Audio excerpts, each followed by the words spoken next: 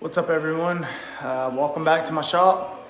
So just kind of hanging out with the bike, watching some hard enduro from overseas that recently happened. It's a recap.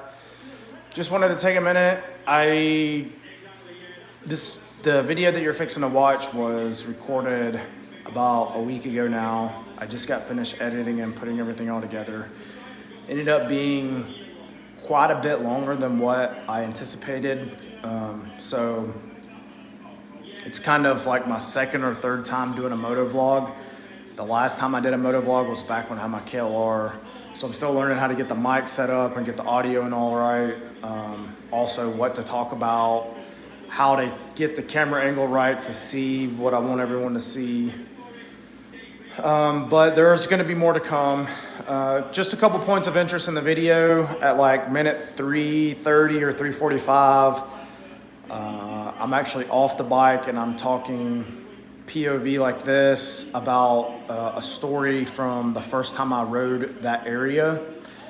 And then the very end of the video, there's an encounter with a gentleman at a public boat ramp that I thought was gonna go bad, that actually ended up turning out to be pretty good. We had like a mini podcast there in the middle of the road.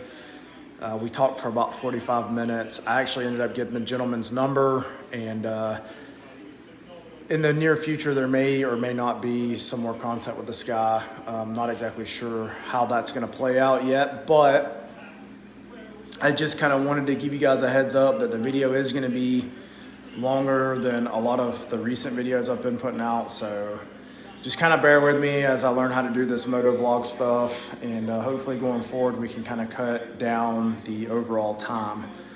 But thanks for watching, follow along, subscribing. Been getting some comments. I really appreciate all of it, guys. So hope you enjoy.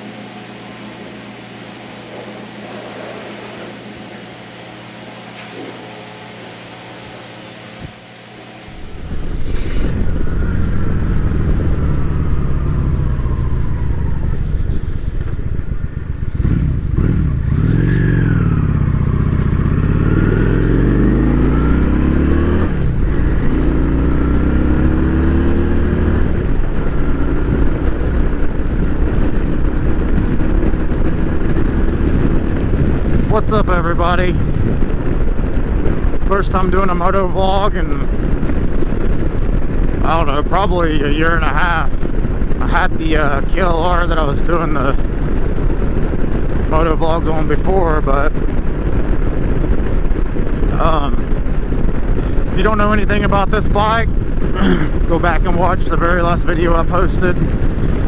I got the information on there about what it is, what I've done to it. This is gonna be, I've ridden it since I've built it, a couple hundred miles, but just kind of around town and here or there, not really put a lot of miles on it in one day on a long ride. So had the day off of work today, no kids, wife's at work, so I've got all day. It's currently 9 in the morning. We're gonna head west towards Alabama, maybe even into Alabama a little bit, and see what we can get into. Y'all stay tuned. Alright guys, so we made it up over the mountain I was looking to ride, and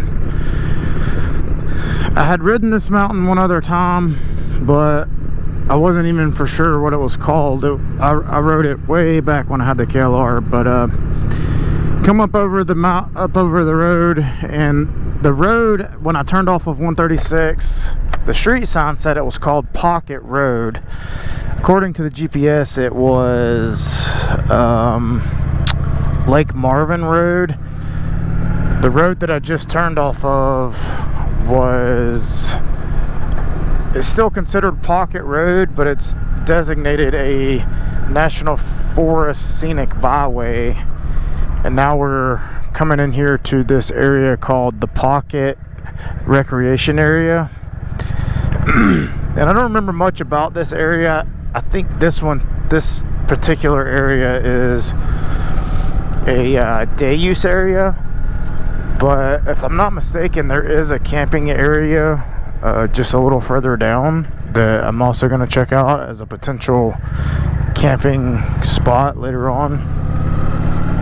Yeah, I can see tents and stuff over there on the other side.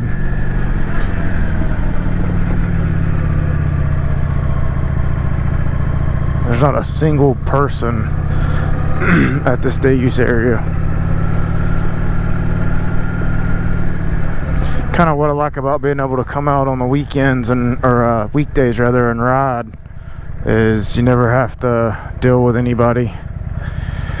$5 fee required, and as best as I can tell, this creek that runs through here stopped a little further down at a stalking pipe. Seems like it's going to be called John's Creek, which makes sense.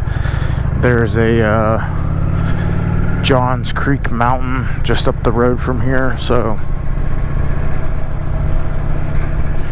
we're gonna cruise back out of this place and see if we can roll in on the campground side and see what the campsites are about. This is actually, I remember this area from the last time I came. It's actually a really cool area. It's kind of in between two valleys, and you're down in the flatlands here, so everything is sort of like real swampy.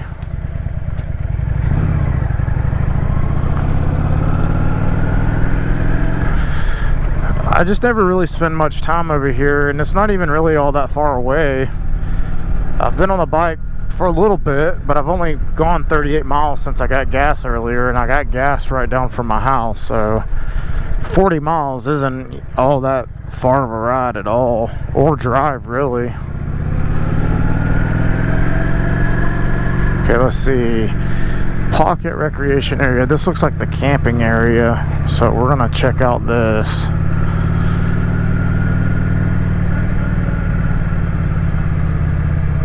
Stop and pay here. I'm just gonna ride through, so I'm not even gonna stop and pay.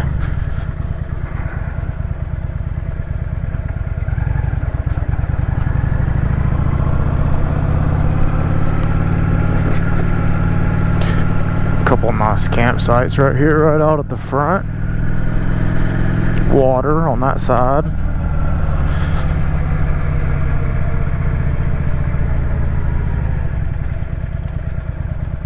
Looks like a couple of these right there here are tent pads actually, which is nice. Keep right. Okay.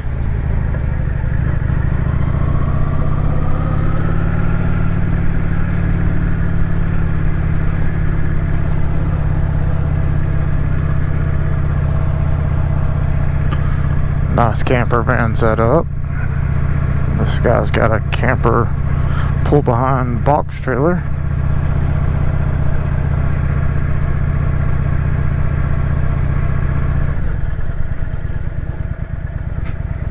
Picnic area. Looks like no horses, no bikes, no motorcycles. Let's see, campsites 9 through 13. Let's see what this is.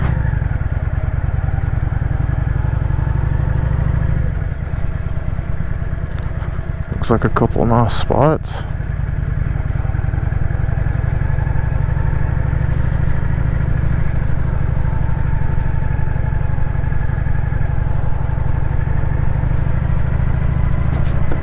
Some bikers back there camping. Look like they were on some adventure bikes, probably doing some dual sport rides. Number 14's pretty far back up in there.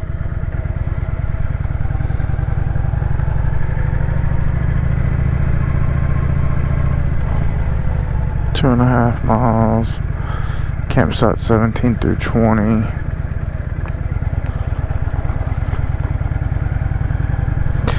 A lot of camping out here. 20 sites so far. Over here on this side, you get pretty good ways back up in the bushes.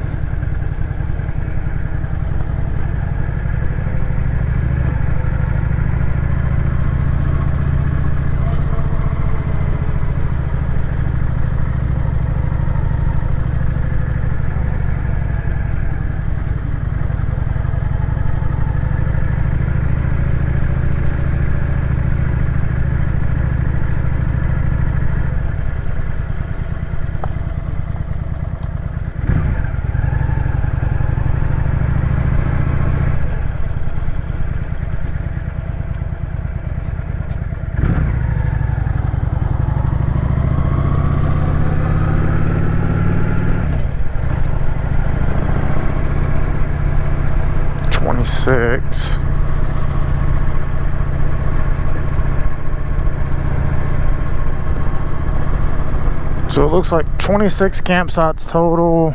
3 of them are taken right now. I don't know what it looks like on the weekend, but if you could plan to come out here in the middle of the day, or the middle of the week rather, you could have a pretty secluded, quiet time.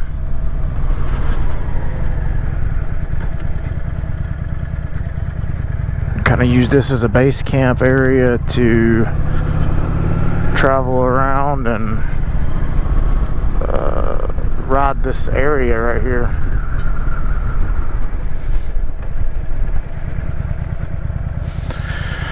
Okay, so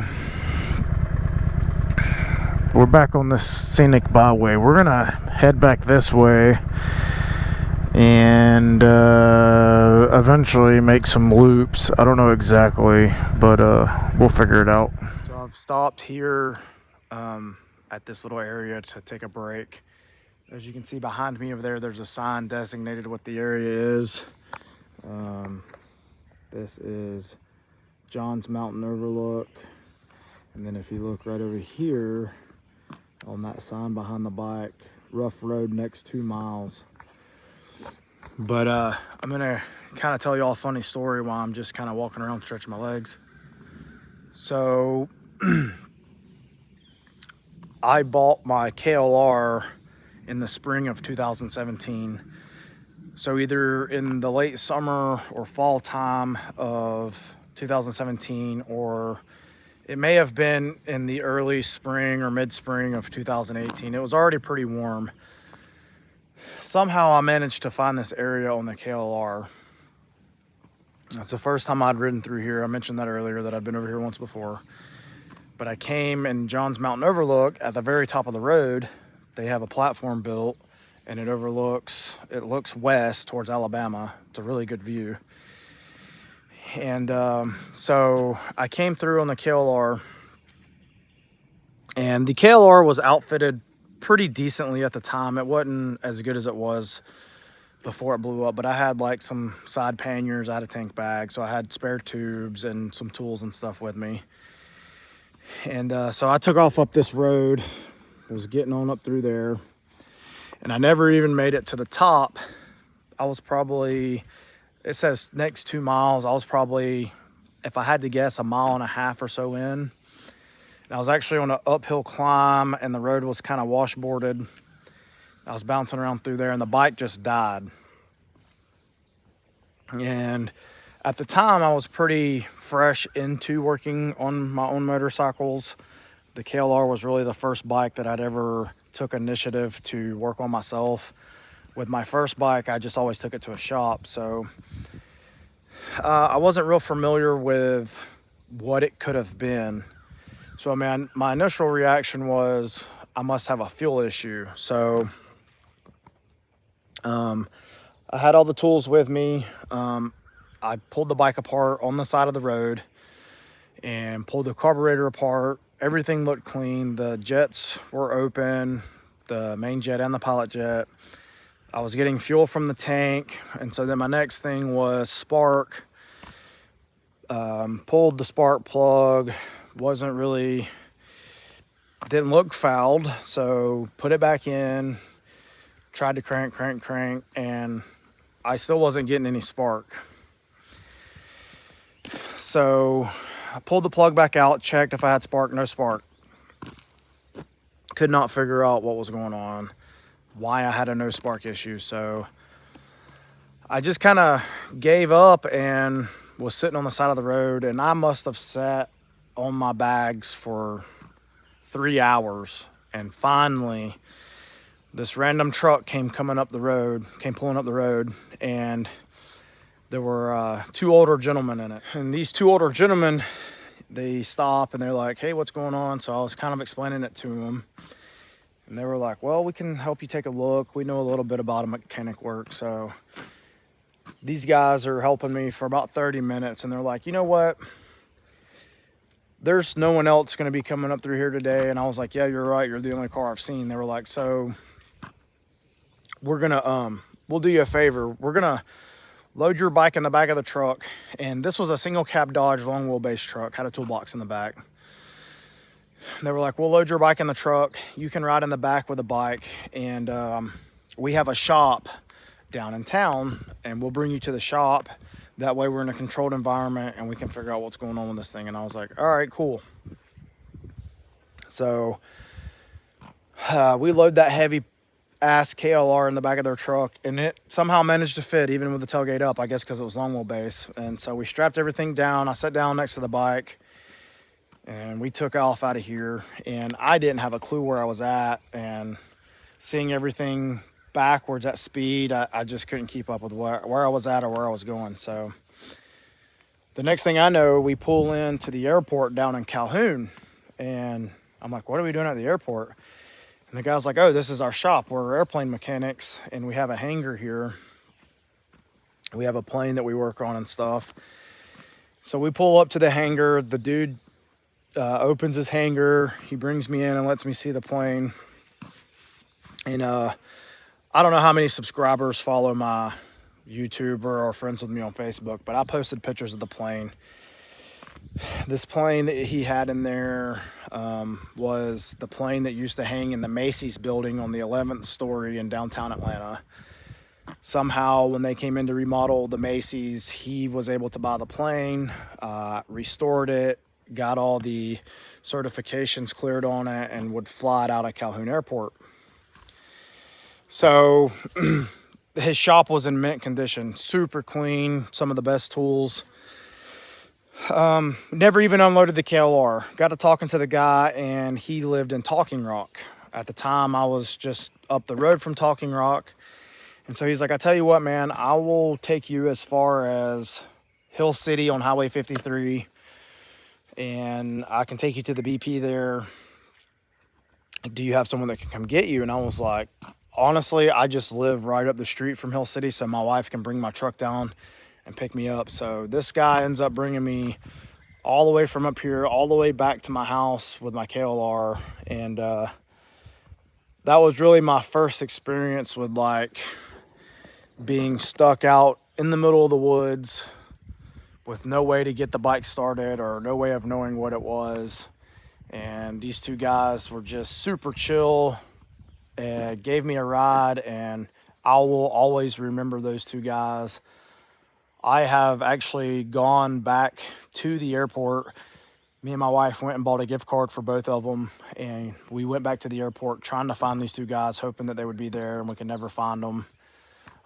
So I don't know if he will ever see my videos or ever see my posts, but if he does, all I can say is, man, thanks for all the help you gave me, because it inspired me to do a lot more traveling and to become more mechanically inclined on these bikes. And now I can pretty much do anything I want with them because of that incident. And so just to tell you what happened to the bike, I Worked on that bike for probably 2 months after I got it back to the house. Completely tore apart. Could not figure out the no spark issue, and I basically just started tracing wires. I read on the KLR forum that there was some spots the wires would rub and cause some grounding issues. I went through all the wiring and I could not find any of this. Finally, I jumped on Amazon and I decided I'm going to order a new coil, and I'm going to put a new coil in there. The coil must be bad. So I go on Amazon, I place the order for a new coil, and I thought, well, I'm going to go ahead and get ahead of the game here. I'm going to pull this coil off and go ahead and have it off and ready for the next one to go in. So to get to the coil, I had to take some of the tank and stuff off, get down to the coil, unbolt it. There's 2 wires plugged in there, and I go to unplug the wires, and one of the wires on the prong of the coil, the rubber boot, the weatherproof booting was still attached, but the inside was unplugged. So I plugged it back in, and then the bike immediately fired up.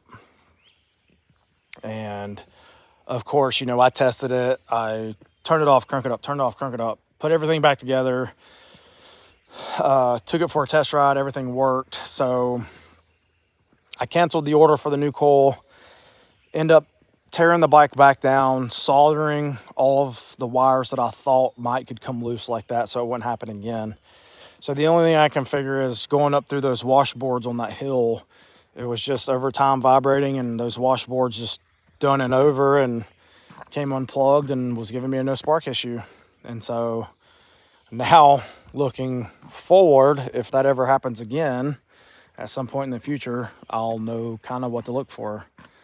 Won't have to worry about that with the Honda, because I'm not going to be taking the Honda up the road. I mean, I could if I really wanted to, but I'm not going to, you know, I've washed it and cleaned it up and stuff, so I'm not going to take it up a gravel road and get it muddy and dusty and stuff. But just thought since I was here, that would be a funny story. Now, after that, in like 2019, October of 19, I did the Georgia Traverse on the KLR.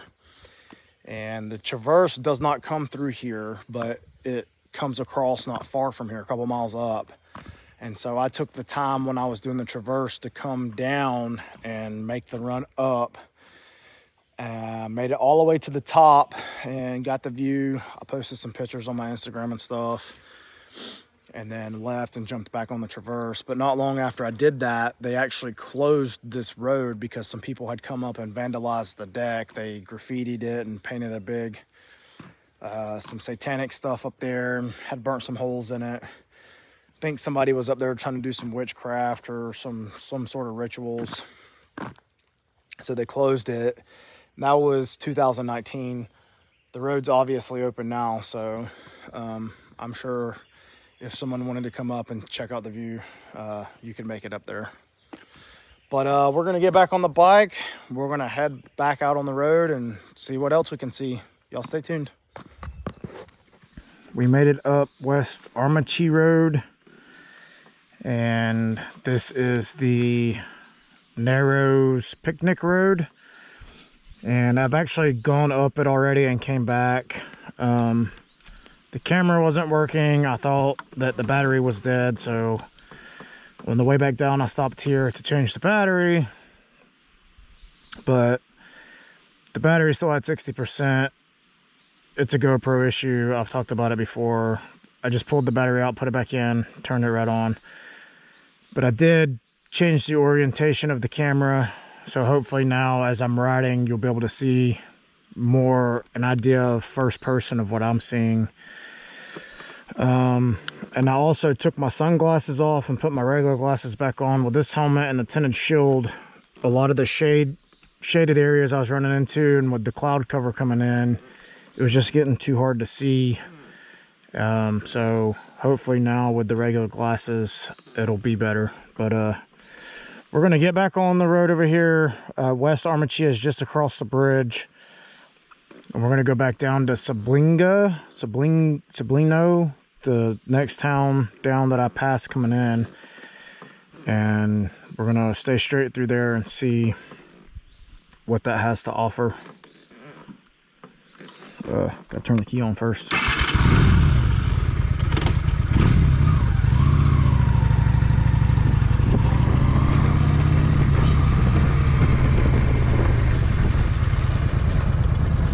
And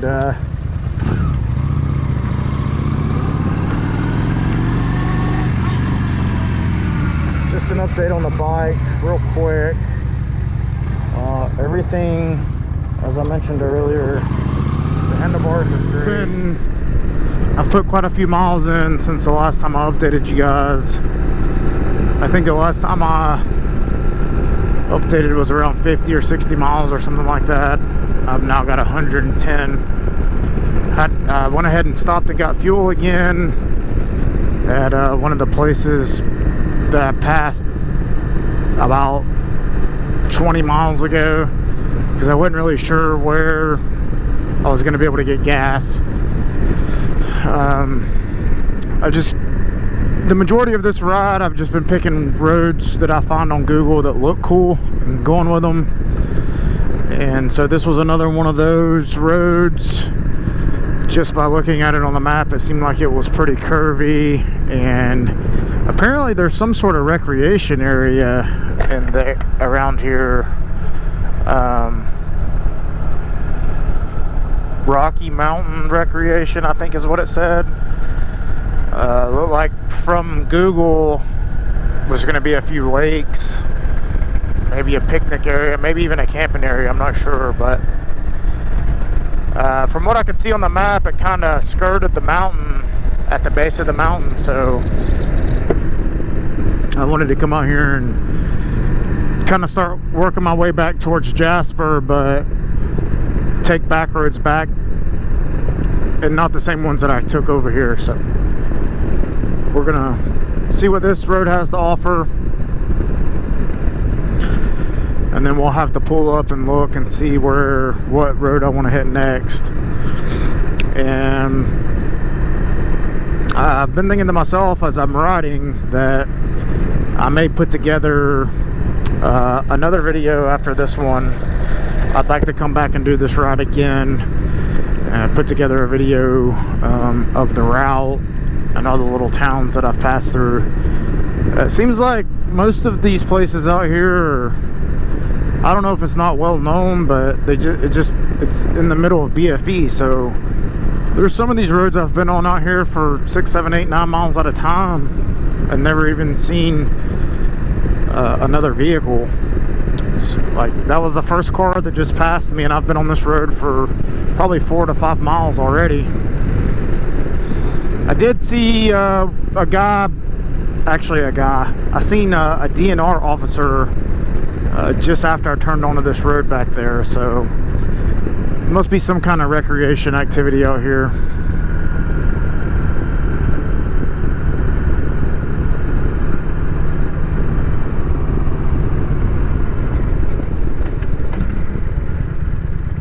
Rocky Mountain Recreation and Public Fishing Area. So there's definitely some kind of lake, river access. I don't know. I'm gonna check it out. It may be worth coming back and paddleboarding. One of the things that we found after we bought the paddle boards and bought all these passes to these state parks and stuff, a lot of these public access waters don't allow swimming, so it's kind of silly to go out on a paddle board in the summertime and not be able to get in the water. So I've kind of been looking for off-the-wall places that doesn't have any regulations against swimmers.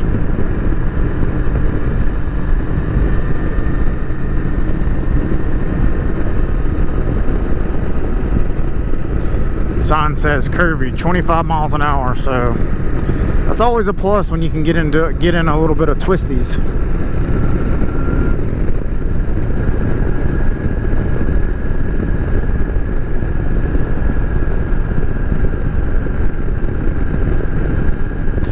You gotta watch out on some of these roads. This one seems to be okay, but a couple of those back roads I was on a little while ago, it was like the road would be fine, and then looks like they came in and cut out a section in the middle of the road and then repaved it and didn't pave it back evenly, so you hit it at more than 25 miles an hour and it feels like you're doing a Dukes of Hazzards jump.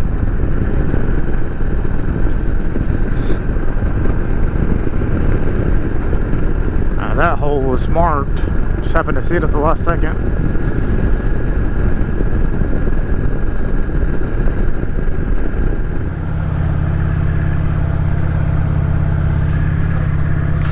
Pretty nice area. Super busy. That way's the campgrounds. I think I seen 40 sites, all reservation only. And at first I thought it was mostly for RV hookups, but it seems like they actually had 8 or 10 sites that were tent specific sites, but there were also people with tents in the RV lane. So I guess it's just, if you reserve the site, then it's your site, you do whatever you want with it. And the beach area was even more busy than the camping area, so the right hand side that you just seen was nobody was at. The left hand side where the sand beach is where everyone was. So that was Heath Lake. Apparently it's a hydroelectric plant and recreation area, campground / beach. Oglethorpe Power, co-owned by Georgia Power Company. Rocky Mountain. Never heard of that before, but I seen a sign, and well, on Google Maps it seems like there's another lake, and then I seen a sign back further back that said Antioch Lake is also this way. So we were already going to be going this way anyway, so we're gonna see if we run into another lake or pass by another lake. Okay, so this says Antioch Lake, Antioch Old Cemetery. So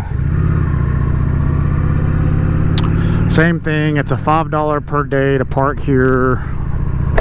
I don't think my passes, looks like they do hunting here too. That was anyways, I don't think the passes I have will cover the parking here, so we're just gonna ride through, not really stop and spend a whole lot of time unless I see something that's just absolutely awesome. But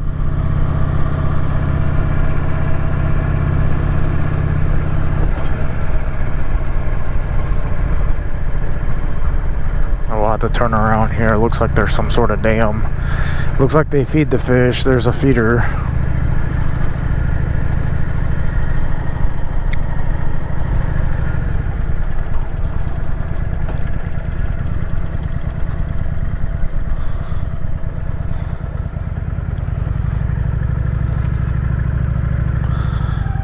So just from what I can see, both sides of this lake are huge. I mean, that goes for wherever out through there. Same on that side. I mean, you'd spend all day just trying to paddleboard to one side or the other. But I do see kayaks out there, so that's a good sign. Everybody seems to be fishing. Could definitely, let's see.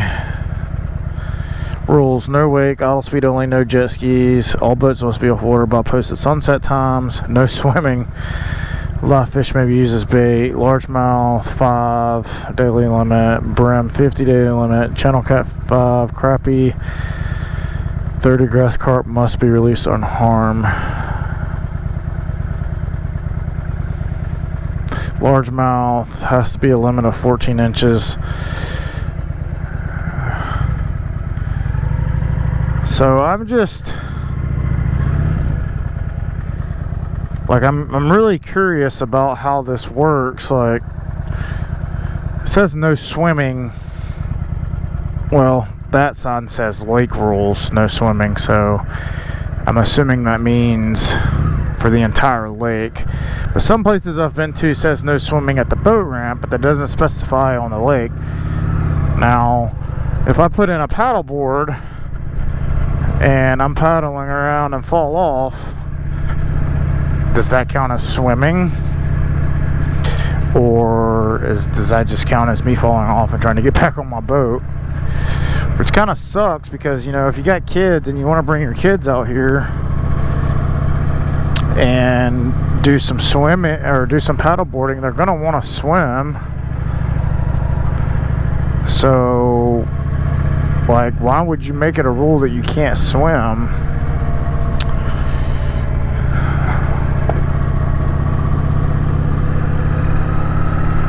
Stop to stretch for a second and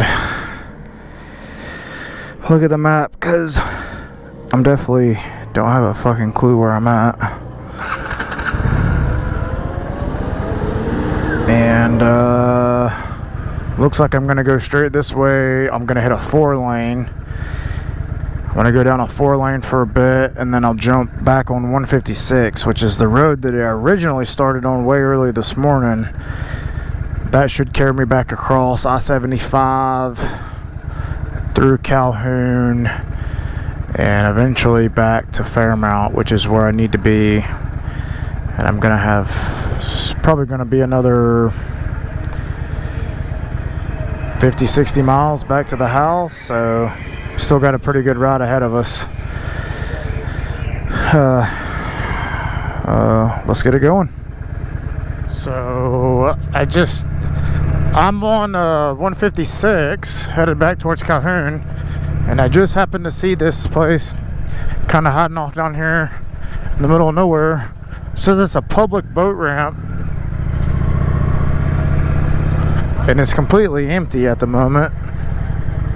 There's one car parked down on the boat ramp. Looks like maybe the Onstanala River.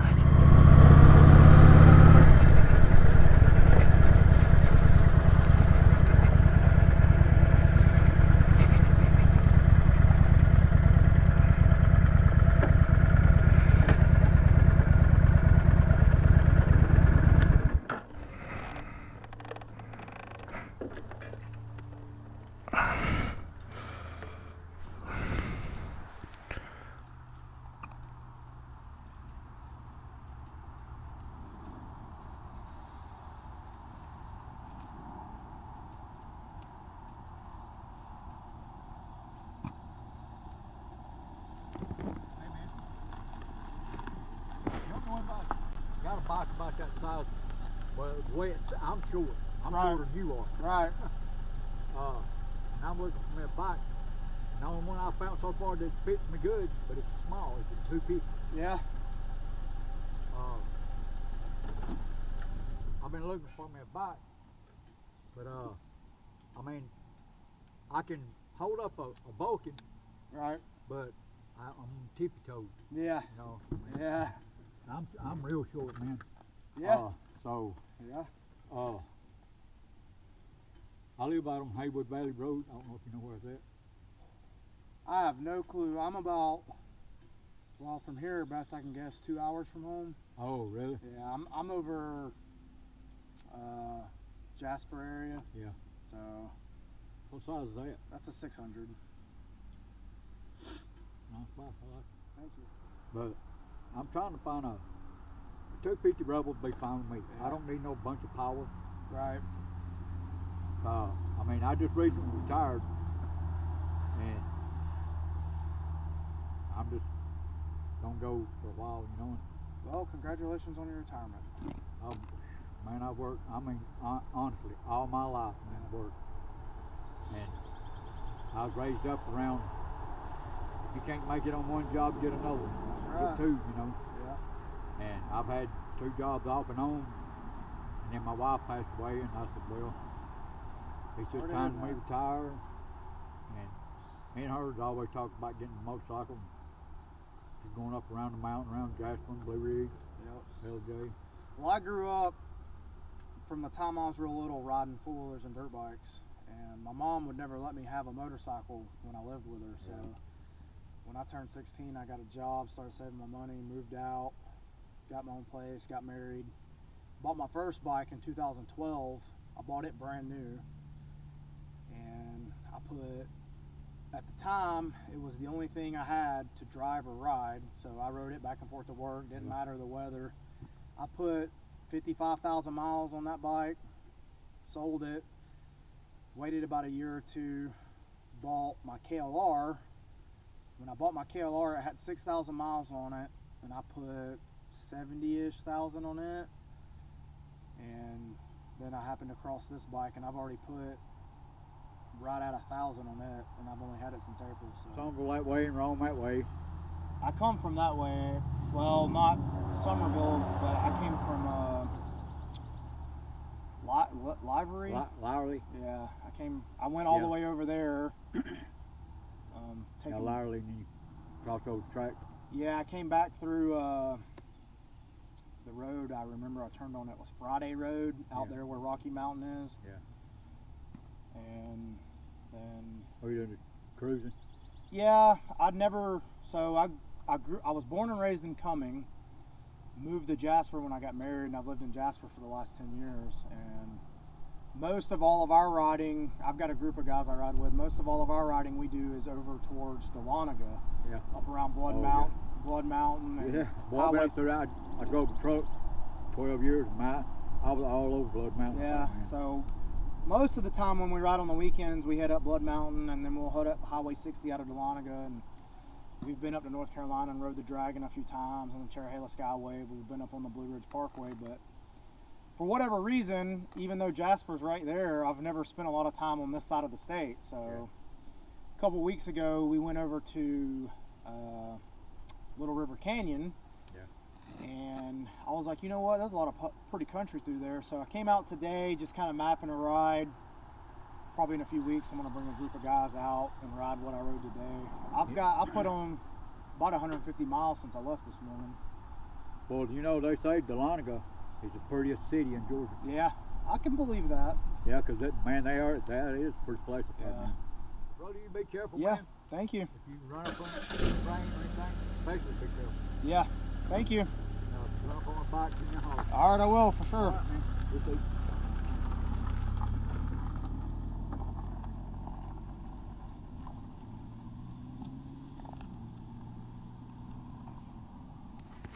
Well, that was sort of like a mini podcast. Dude tried to tell me his whole life story. It's kind of cool though. That's, you know, I was telling my wife, that's like one of those types of people. I should have said, hey man, would you be interested in coming on a podcast? Because I bet he's got some stories. He said he did some time in Louisiana. I'd be interested to know what for. But let's walk over here and see if see what he was doing down there. He said he was fishing, but I have a feeling he was doing some other things, but that's neither here nor there. Let's go check out what we got going on.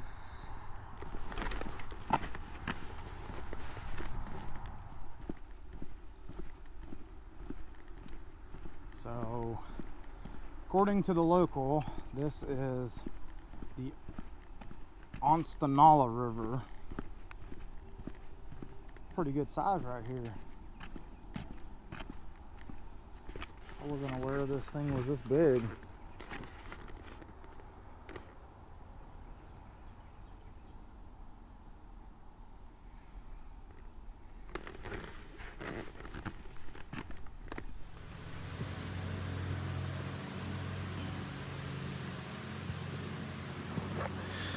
Just made it home from the ride today, and my ass hurts. That was the longest I've ridden, probably 2 years. I think I got 180 miles exactly that I put on this thing since I got gas the first time this morning. It's roughly 7 miles from here to the gas station where I got gas, so chalk that up to 187 miles of riding. It was a good ride. I really enjoyed it, and I'm gonna be putting together a ride with a group of guys, hopefully to do that same loop again. Because it just kind of gets us away from the central and eastern North Georgia area and puts us over into territory that we've not ridden a lot yet. So maybe that'll be in a couple weeks, but for now, that'll be it for this one. I will catch you guys on the next one.